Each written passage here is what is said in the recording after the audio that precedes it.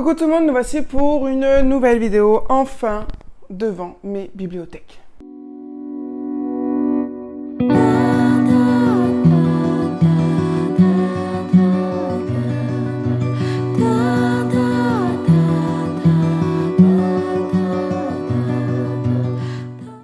Donc nous sommes le lundi 3 août, ça a été un gros week-end là. Samedi dimanche pour finir de tout installer ce qui restait.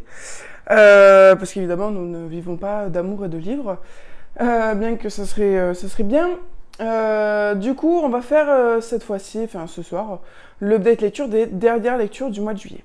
Donc j'ai pas moins de 7 livres à vous présenter, ça a été plutôt une très bonne fin de mois. Je finis le mois avec 32 livres en tout, donc il faudra que je change les petits chiffres là parce que je crois que je suis maintenant à 190, 192, quelque chose comme ça. Donc ce ne sont que des emprunts, donc je ne pourrai pas vous les présenter au format physique, donc je vous mettrai des petites photos. Donc j'ai commencé la dernière semaine de juillet, donc le 27, avec Le couple d'à côté de Shari Lapena, qui est un thriller domestique. C'était bien parti, sauf que milieu de roman, l'autrice nous donne tout le dénouement de l'histoire, si vous voulez, ce qui fait que le suspense est retombé en flèche et on s'ennuie profondément. Tout le reste du roman. Donc voilà, c'était à peu près à partir de la page 180 où on nous donne qui a fait le coup, pourquoi, comment. Et voilà, il n'y avait plus vraiment d'enquête, plus vraiment de suspense. Il y a 2-3 choses qui se révèlent à la fin, mais qui sont facilement devinables. Donc c'était vraiment pas le meilleur thriller domestique que j'ai lu. Pour le degré de suspense vraiment assez faible, ma foi. Mais j'ai pas lâché l'affaire avec cette autrice. J'ai réessayé de lire un autre Shari Lapena qui était En seconde noces. Et là aussi, c'était vraiment pas dingue. Là, pour le coup, on nous donne pas le dénouement final au milieu du roman, mais il y a cruellement un manque de suspense. C'est pas très actif, voilà. Et puis je pense que c'est une histoire de plume aussi. Bon, voilà, cette autrice, ça ne le fait pas. Après 2 romans, ma foi, j'ai tout essayé. Je pense pas que je vais lire plus d'elle parce que après ça risque de tomber vraiment dans que du négatif, quoi. Donc voilà pour une nouvelle autrice que j'ai essayé de découvrir parce qu'elle fait partie quand même des autrices de thrillers domestiques qui sont citées très souvent quand on demande des auteurs dans ce genre-là. Mais bon voilà, ça ne l'a pas fait, ce n'est pas grave.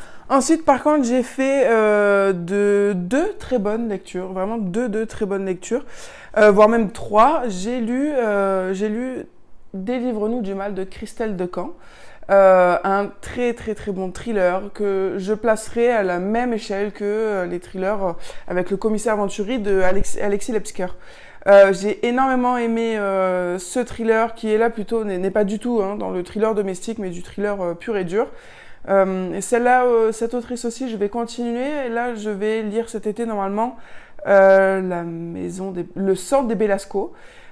Et je crois qu'il y aura un lien avec Délivre-nous du mal, parce que le nom d'Elasco apparaît déjà dans Délivre-nous du mal.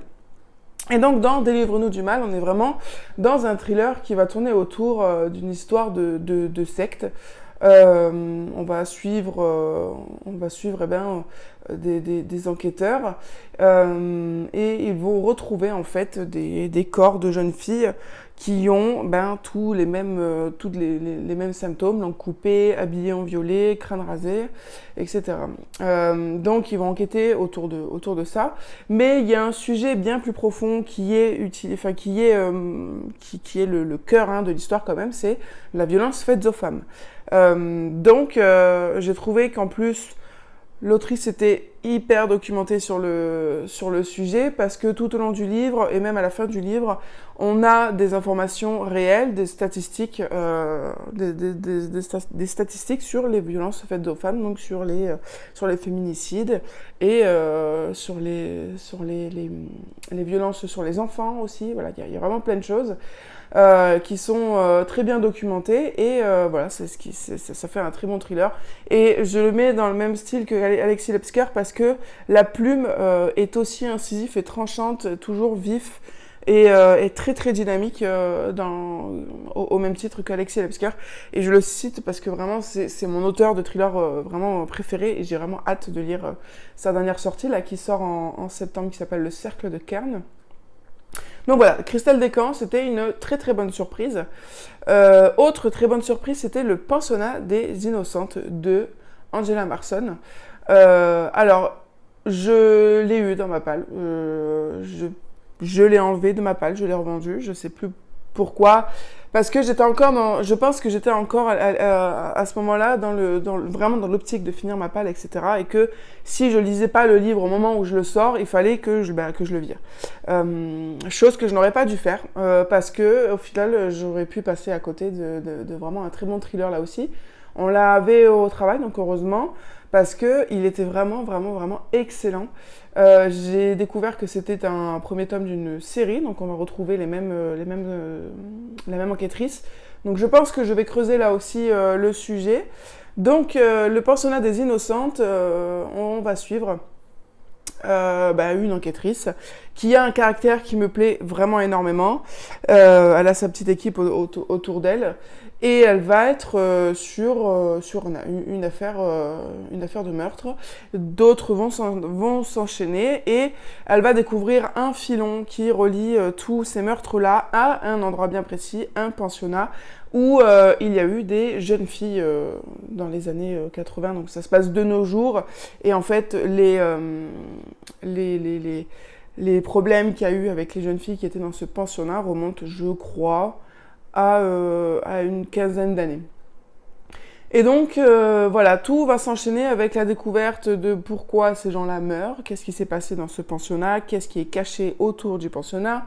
Et c'était vraiment, vraiment, vraiment excellent. Je me suis fait berner pour découvrir qui était le méchant de l'histoire. Bien qu'il était tous un peu, mais vraiment le gros méchant de l'histoire, je pensais pas du tout que ça allait être lui. Et du coup, j'ai bien apprécié de me faire avoir. Et la pub est vraiment géniale parce qu'on est vraiment, vraiment porté par notre enquêtrice qui a un caractère bien trempé. Qui est à la fois respectée et crainte, elle passe pas par quatre chemins, s'il faut faire les choses, elle le fait maintenant, elle a pas peur des répercussions, tant qu'elle sait que c'est pour la bonne cause. Donc vraiment, c'était vraiment très très très bien cette lecture de par le personnage principal, bien qu'aussi l'histoire, l'enquête et tout, c'était très, très intéressant, mais le personnage principal a vraiment tout porté. Et je me suis vachement attachée à elle, donc je pense que je lirai le deuxième, je ne sais plus comment il s'appelle, je sais qu'on l'a au travail, mais c'est une bricasse. Donc on va voir, pourquoi pas cet été. Ensuite, nous avons bientôt fini, il n'en reste plus que 3. Autre bonne lecture, L'heure secret de Angelina Delcroix. Alors c'est une autrice aussi que ça fait longtemps que je voulais découvrir. À la base, le livre qui m'a intéressé chez elle, c'était Synopsis. Nous l'avons au travail, je l'ai réservé, il faut attendre qu'ils viennent. Et du coup, en attendant, j'ai lu L'heure secret, qui est, je crois, son plus petit roman.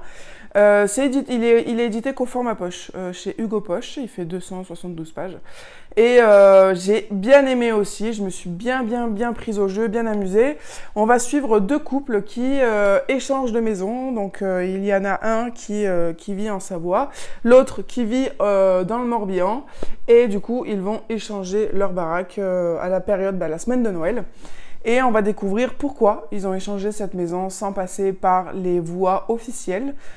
Pourquoi ils ont été si pressés de partir.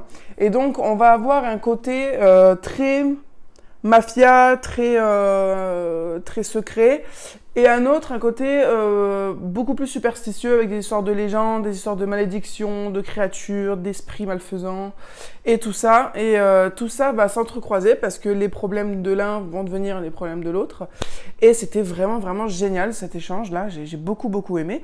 Je peux que vous conseiller. Sa plume était vraiment très bien aussi.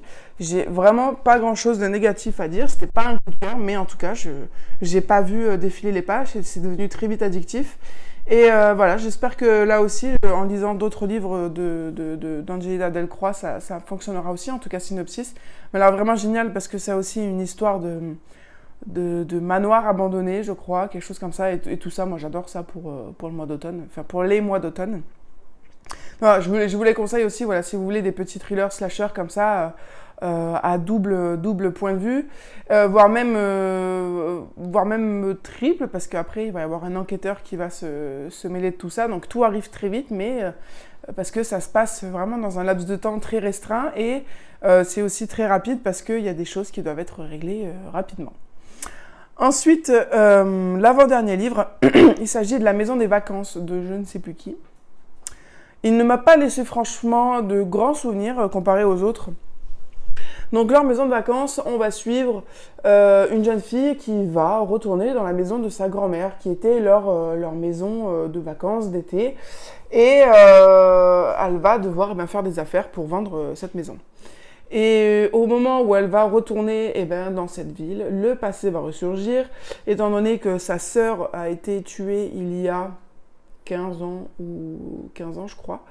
Sa sœur a été tuée il y a 15 ans dans cette même maison qu'elle est censée vider et vendre. Beaucoup de choses vont revenir en tête, des anciennes connaissances vont aussi se rajouter à l'équation, donc ça va vraiment être un gros fouillis dans le passé de ces personnages. Ils vont essayer de redécouvrir qui a vraiment tué sa sœur, parce que notre personnage va retrouver un journal intime qui était caché, un journal intime de sa sœur qui était caché, et où elle révèle des choses qui étaient vraiment inconnues jusqu'ici dans cette histoire. Donc c'était vraiment... c'était pas vraiment, mais c'était sympa. Mais là aussi, c'était peut-être parfois trop long. On s'attarde pas mal sur la romance entre deux personnages. Le final était plutôt bien, dans le sens où la découverte de ceux qui avaient fait le coup, et pourquoi, surtout pourquoi, et comment, était plutôt sympa.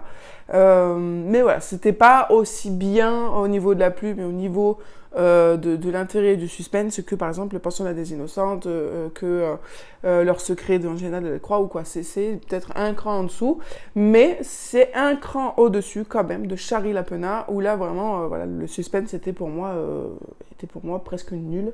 Là il y en avait quand même, parce qu'il y a eu des rebondissements, il y a eu des retournements de situation qui étaient bien intéressants au niveau des personnages. Donc voilà, je le mettrai au-dessus de Shari Lapena, mais en dessous de Freda McFadden. Par exemple, s'il faut vous donner des comparaisons, après c'est à titre indicatif, peut-être que vous, Freda McFadden, c'est en dessous de Shari Lapena, c'est les goûts et les couleurs. Mais pour moi, en tout cas, voilà, au niveau des ressentis, vous savez ce que j'ai ressenti pour Freda McFadden, vous savez ce que j'ai ressenti pour Shari Lapena. La maison de vacances se situe juste au milieu. Et justement, pour clôturer cette vidéo, parlons encore de Freda McFadden. Donc, je me suis essayée à lire Les Secrets de la femme de ménage, donc le tome 2 de la femme de ménage. J'ai pas lu le premier, mais j'ai lu le film, j'ai regardé le film. Donc, je vous ai dit plusieurs fois que j'allais pas lire le livre de suite, parce que, vu que j'ai vu le film, ça allait être redondant. Donc, j'ai lu le tome 2. Ça m'a bien plu, encore une fois. Que voulez-vous ? C'était pas exceptionnel, c'était pas mieux que Le Locataire ou L'Intruse. Je dirais que c'est peut-être le moins bien que j'ai lu de La femme de ménage, mais ça marche toujours, en fait. C'est toujours aussi addictif, c'est toujours... c'est une vraie bouffée d'air, vraiment, ça se lit sans prise de tête, et tu te prends toujours au jeu. C'est vraiment, vraiment, vraiment fou ce que ça fait. Donc, je vais lire le tome 3. Voilà, je l'ai réservé au travail aussi. Bon, les livres de Freda McFadden au travail, même si on en a 7 exemplaires, on a 50 réservations, donc ça ne décroisse pas, même si La femme de ménage, maintenant, ça date un peu comparé à ce qu'elle a sorti maintenant. Hein. Mais le tome 3 de La femme de ménage, je ne sais pas si je l'aurai pour cet été, parce qu'il y a du monde. Après, cet été, je vais aussi faire un petit peu le tour des bibliothèques qui sont autour de chez nous maintenant. Peut-être qu'ils l'auront en rayon et que j'aurai pas besoin d'attendre trop longtemps. Mais voilà, je pense que je vais creuser encore. Hein. Je me suis même mise là, pour le déménagement, du coup, pour me féliciter. Je me suis pris, quand je suis allée faire les courses, j'ai vu qu'il y avait Le Dîner de Freda McFadden, son fameux livre dont vous êtes le héros, là, à 6 €. Je dis, bon, bah, au pire, c'est pas énormément d'argent perdu. Et donc, voilà, ça fait un jour, là, je suis dedans. J'ai déjà fait plusieurs scénarios. Bon, après, je pense que je vais arrêter parce que finalement, le début est toujours le même. Ça change qu'à partir du milieu. Donc, c'est assez redondant. Enfin, je relis pas à chaque fois. Je suis pas à ce point bizarre. Mais bon, ça commence à devenir un peu redondant. Mais c'était sympa. C'était sympa. Alors, la première fois, j'ai mouru. La deuxième fois, j'ai fini avec un loup-garou. La troisième fois, j'ai mouru. Donc voilà, on va voir la quatrième, ce que ça donne, je suis en train. Mais voilà, je comprends le phénomène de Freda McFadden, vraiment, ça fait du bien à l'esprit. C'est très très posé, voilà, je comprends totalement, c'est très simple. Je comprends totalement et je suis très contente du coup aussi que cette écrivaine ait pu mettre de nombreux, voire de milliers de nouveaux lecteurs à l'œuvre. Même ceux qui, par exemple, lisaient et qui n'arrivaient plus à lire ont pu reprendre la lecture avec Freda McFadden comme un espèce de tremplin. Donc vraiment, voilà, je vois pas vraiment de choses négatives là-dessus. Voilà. Écoutez, cette lecture est terminée. J'espère que ça vous aura plu. Dans le courant de l'été, vous aurez une vidéo où je vais vous présenter toute ma palle entière parce que ça fait 6 mois que j'ai pas fait de boucole. Donc là, elle est quasiment à neuf. Et ensuite, je ferai un petit bookshelf tour parce que là, bon, vous voyez celle-là, mais en face de moi, il y en a une et à ma droite, il y en a une aussi. Donc voilà, ça pourrait être sympa. Je vais pas vous faire un bookshelf tour où je vais vous présenter chacun des livres qu'il y a, mais juste voilà, pour vous montrer comment c'est organisé, parce qu'il y a une bibliothèque pour chaque type de bouquin. Voilà. En tout cas, je vous fais plein de gros bisous. Je vous dis à très bientôt sur la chaîne pour une nouvelle vidéo.